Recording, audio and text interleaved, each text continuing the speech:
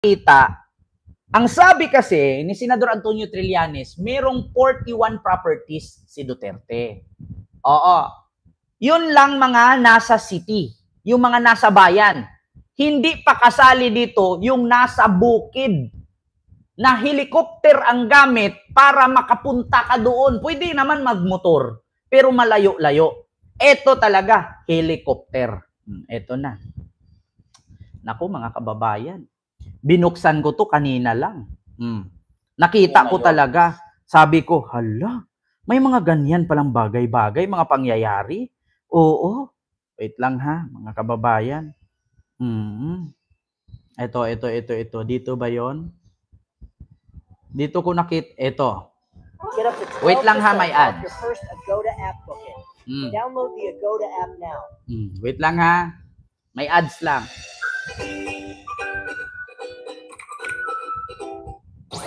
Like po kayo. Pantay nyo po yung like. Bahay na di kalayuan sa Davao City, naglalagay si incoming President Rodrigo Duterte kapag gusto raw niyang makapag-isa at makapag-isip. Sa unang pagkakataon, eksklusibong ipinasilip ni Duterte sa News 5 ang kanyang tinatawag na sanktuaryo. Umaksyon si Mia Reyes. Mula sa 10 minutong chopper ride, mararating mo na ang hindi na muna pinangalan ng lugar na di kalayuan sa Davao City. Ito ang hideout ni incoming President Mayor Rodrigo Duterte. Sa unang pagkakataon, eksklusibong ipinakita ni Duterte sa News 5 ang kanyang tinatawag na sanktuaryo. Malabagyo City ang lugar dahil sa lamig ng panahon at napapalibutan ito ng mga puno. Well, as you can see, it's very quiet, very cold. The fog nasa baba na.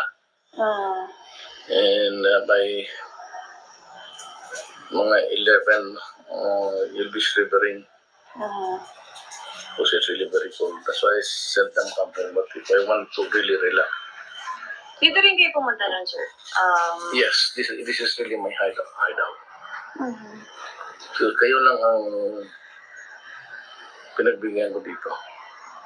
Because you happen to be on the way when I went out of the house. We meditate and hindi naman ang contemplative na tao. But this is my sanctuary actually. It's a very simple house. Bakit nyo naisipan pagpatayo ng ganito, sir? Because I wanted the place far from the madding crowd.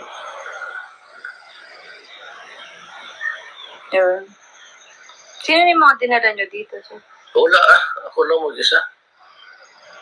I do not want anybody to intrude into my sanctuary. Ipinagawa raw niya ito halos isang dekada na ang nakakalipas. Meron lang itong double deck, TV, stereo, maliit na kusina at banyo. Dito raw siya nagtago pagkatapos ng eleksyon. Relax dito ako nagtatago actually. This is a one-room cottage. It's a big bed and I have a little kitchen, electric naman kasi pinatating ko dito yung connection. But I requested the owner to do it for me. Kakaunti lang ang mga bahay na nakapalibot dito. Hilig rin daw na makipagkulitan ni Duterte sa mga kapitbahay. Si Jean ang nagsisilbing caretaker. Pag nagsabi siya magluto, yung favorite niya na pako. Lagyan ng ng astorga na ginamos. Ayan, nakasimple si Mayor. Anong bilin niya sa bahay?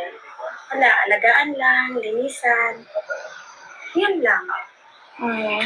Isang bahay rin ang ipinakita ni Duterte. 2,000 square meters ang lawak ng lugar na dati raw nilang tinirhan ng kanyang dating asawang si Elizabeth Zimmerman at kanilang mga anak. Kailangan ng chopper para marating ito. Hindi na raw niya ito ngayon napapasyalan, lalo't mas magiging abala na siya sa mga susunod na araw. Umaaksyon, Mia Reyes, News 5. Birain nyo, mga kababayan, chopper ang ginagamit para mapadpad sa lugar na yun. Naka-helicopter. So, ibig sabihin nga, bundok nga. Oo, malayo-layo sa bayan. Diba? Tapos, syempre, inangkin ni Digong, hideout daw niya dun. So, wait lang po ha, mga kababayan. Meron lang akong wait lang.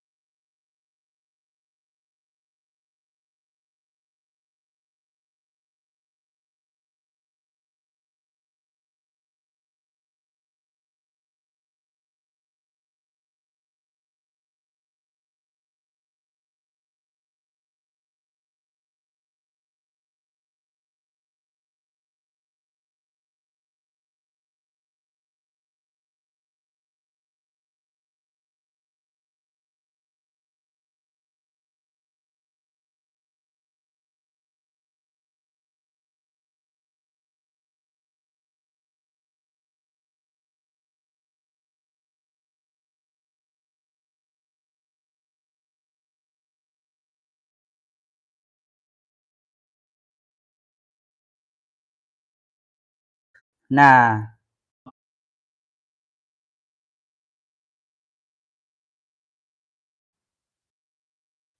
so klarong-klaro po na yung property, actually dapat nga mga kababayan madawit dyan at maimbestigahan yung property ni Kibuloy.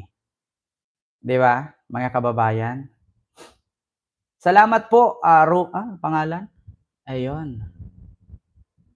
Romeo Lim. Ayan, Kent, walang ibang pinapanood kundi ikaw ang from Bataan. Ayan, salamat po si Romeo Lim. Ayan, gandang gabi, Mamiriglo Alameda, and kay Adrian Artatis. Ayan, Miguel Love, shout out po. Daming viewers. Nako, oo, marami yan kanina. Ha? Si Ma'am Dali Babes. And kay Shirokan Saki. Ayan, Miguel Love, shout out po. So, klarong-klaro don't forget to wash your hands. Ayan, hindi naman po ako na Oo, nag-ano lang, naigit lang. Pa-shout out watching from Negros Oriental. May kausap po siya kaya nawala saglit. Salamat po sa inyong lahat. Talagang kawawa tayong mga Pilipino kapag hinayaan natin makaupo ang kaniyang mga senador. Actually, mga kababayan wala po talagang mangyayari. Sabi ko na nga sa inyo, umpisahan nyo kay Bato, kay Robin, kay Bongo. Wala nang nangyayari. Si Bongo, sabihin natin may nagawa, Malasakit Center. Hindi naman po pera ni Bongo yan. At take note, ang Malasakit Center ni Bongo, hindi po lahat nakaka-avail. Di ba?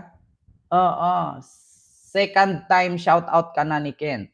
Si Shuro Kansaki, sabi ni Ma'am Yamalais. Miguel Love, shout out po, Shuro Kansaki. Di ba? Santa Maria, ano to? Santa Maria Pangasinan, Orlando Esperanza. And dapat makulong na silang lahat, sabi ni Mark Soliva. Yan, good evening po, Sarina Uy, and kay Linda Taungkay. Miguel Love, shout out po in Angelina Hagutin. Miguel Love, shout out po. And kay tama, bakit kaya gagamit yung Malasakit na yan? Actually, mga kababayan, wag nyo pong tingnan na si Bongo may nagawang Malasakit Center. Pera po ng taong bayan ang ginastos dyan. Hindi po nanggaling mismo sa bulsa ni Bongo. Kaya kung tatanungin nyo man, iboto ba natin si Bongo dahil sa Malasakit Center? Hindi po lahat sa Malasakit Center nakaka-avail. Pili lang po. Di ba? Vic Malaluan, Miguel Love, shout out po. And kay Edmundo Alpis, Miguel Love, shout out po. Lumina Sushi, Miguel Love, shout out dyan sa Japan. And good PM po, Raida Malana, and kay Gina Mabunay. Sabi ko nga sa inyo mga kababayan, itong mga tawag dito, wait lang, hindi ko mabuksan. Itong sinasabi nila na hideout ni Digong, may possibility na dito magtago sila Bato. Oo, once na lumabas itong warrant ni Bato at sa kampo ni Digong sa ICC, yung hideout na yan, magagamit nila yan. Niwala ka sa akin. Saan sila magtatago? Di ba?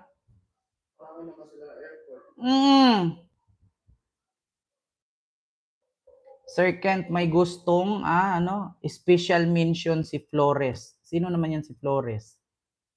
Tignan mo kaninong pera yun. Di ba? Meron bang isa sa inyo nakalapit sa Malasakit Center ni Bongo? Wala po, kasi hindi naman po ako nagkasakit. Pareho lang yan sa PhilHealth. Naghahanap sila ng pondo ng PhilHealth. Magkasakit muna kayo. Ngayon, malalaman nyo na may pondo ang PhilHealth. At pangalawa, bago kayo magkasakit, make sure na miyembro kayo sa PhilHealth. Kasi mahirap naman yung maghahanap kayo ng PhilHealth, hindi kayo miyembro, at saka higit sa lahat, hindi kayo nagkasakit.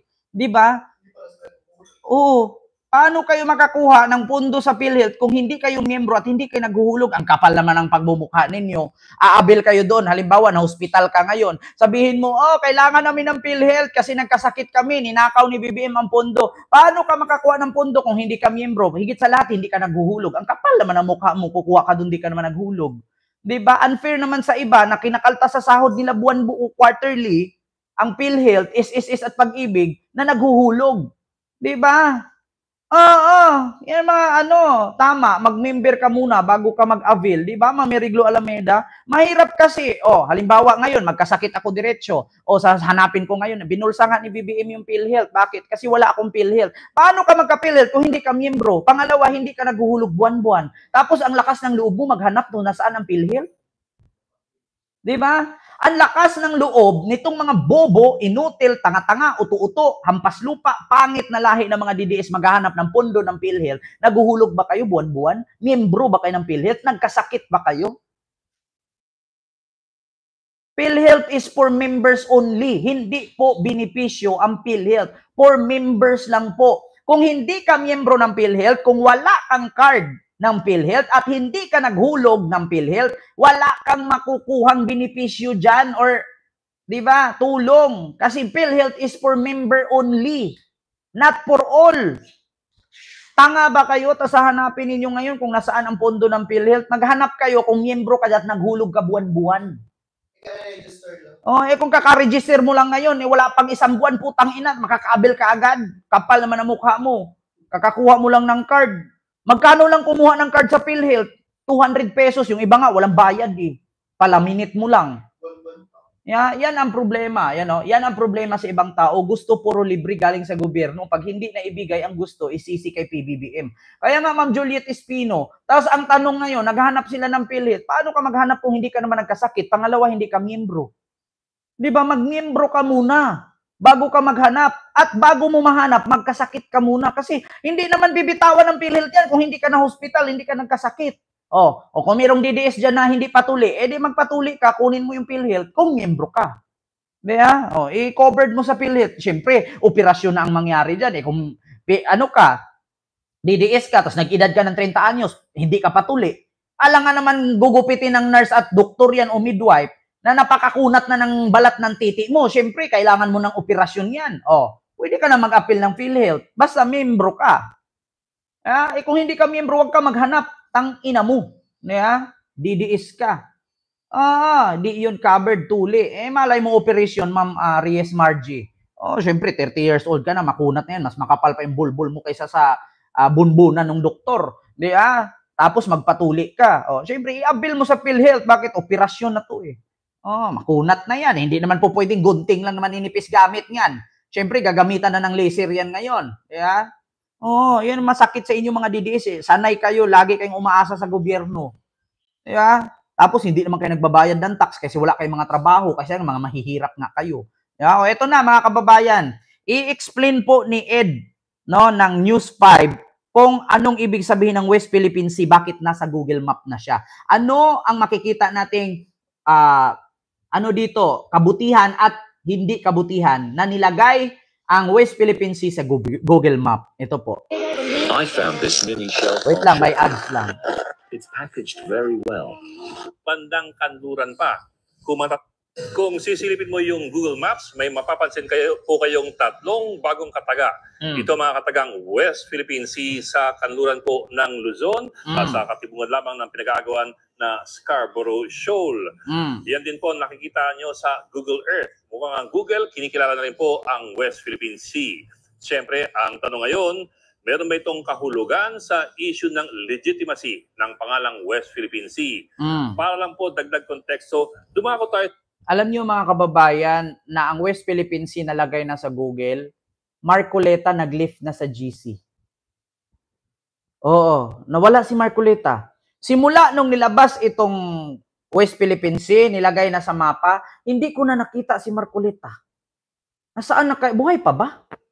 O baka naubusan na ng pundo? Di ba? Yung malasakit center ni Bongo nga, pera din ng taong bayan yun. Pero kung hindi kabutante ng mga Duterte at Bongo, hindi ka makakalapit. Kaya nga, totoo yan. Meron akong kaibigan na pahirapang lumapit doon. Buti na lang may vlogger na tumulong sa kanya. Na vlogger ni Bongo, na tulungan. Kung hindi vlogger, sa bandang kanluran pa. Kung matatandaan po ninyo, ang isa sa unang ginawa ni Donald Trump sa kanyang pag-upo sa White House ay paltan ang pangalan ng Gulf of Mexico at gawin pong Gulf of America. Sa Google Maps at Google Earth, ito po ang nakalagay. Gulf of Mexico pa rin At pero sa loob ng parenthesis nakalagay po ang Gulf of America. So ang Google, isang publicly listed company, nakikibagay din sa kung sino ang kasalukuyang nakaupo, local use. Kung sakali man, maring senyales lamang ito na mas nagiging katanggap-tanggap ang pangalang West Philippine Sea sa ibang tao. Ang Google nga naman ang pinakapopular na search engine sa buong mundo at napakapopular ang mga app na Google Maps at ang Google Earth. Pero ito po, ang Google po ay walang sariling kapangyarihan para baguhin ang pangalan ng isang international body of water. Ang talagang meron pong kapangyarihan para dyan ay ang International Hydrographic Organization o yung IHO na kinabibilangan ng mga member countries na merong mga maritime domains at ang Permanent Commission on Geographical Names at ang UN Group of Experts on Geographical Names.